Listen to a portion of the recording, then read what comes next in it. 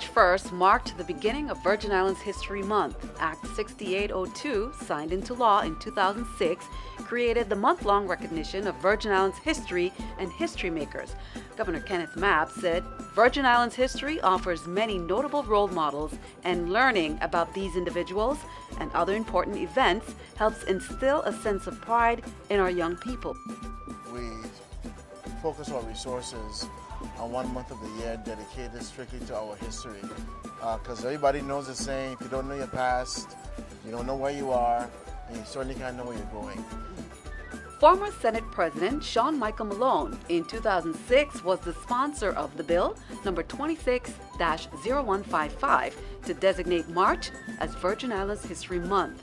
With the support of his colleagues and then Governor Charles Turnbull, it became Act 6802. I was the sponsor of the legislation that created Virgin Islands History Month back in 2006.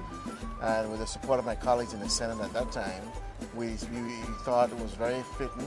Malone has been a strong advocate for promoting Virgin Islands culture and history, coupled with Act 6642, establishing Quail Bay as our official music, and Act 6718, making quadrille our official dance.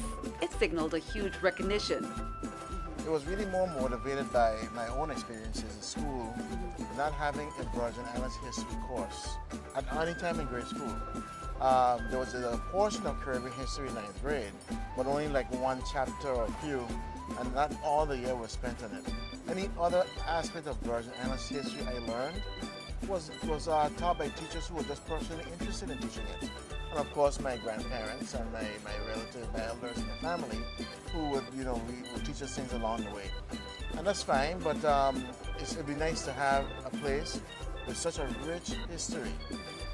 I mean, a really rich history to have documented its own history and taught on all levels in our education system, by which we spend millions of dollars for. He said parents, educators, and culture bearers should take this opportunity to teach our younger generation about the accomplishments and achievements made by Virgin Islanders, the trailblazers who have set the path for us all. In terms of transformational leaders and figures, put it that way, there are a few people that stand out that everybody should know about, that lived here, that made a difference in transforming this place to what we have today.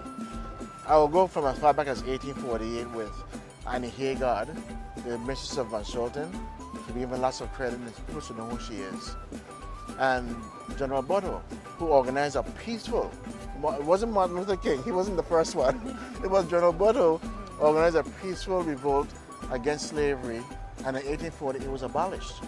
It changed completely the economic roadmap for the Virgin Islands in that time. But I'd like to move more to the times when Virgin Islanders like Casper Holstein and Corella Gertie and others who fought for more self-determination for the Virgin Islands. This should be remembered, because without them we would not have gotten the Revised Organic Act of 1954. Governor William Hastie, very notable. People don't talk much about William Hastie. William Hastie is the reason for tourism in the Virgin Islands. People should know who the governors were that were responsible for leading us and moving us to this point.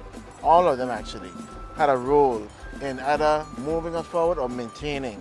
Farrelly's one was considered transformational with the Wasina Company purchase, for example, right?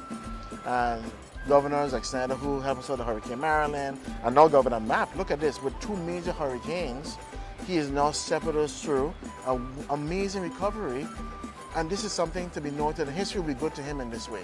Governor Kenneth Mapp said we will look back at these last months as a challenging period in our history. He said we have faced and overcome many other challenges over the years. He said learning about our past reminds us that we have always been a resilient and resourceful people. He thanks each Virgin Islander working to inform and enlighten our community this month and all year round. There's lots of work to do, always lots of work to do. But that's what we have, a community that has to keep on plugging away and getting involved. Everybody has to play their role and become, hopefully one day, to become one of those Virgin Islanders of note that many generations later will look back and say thank you.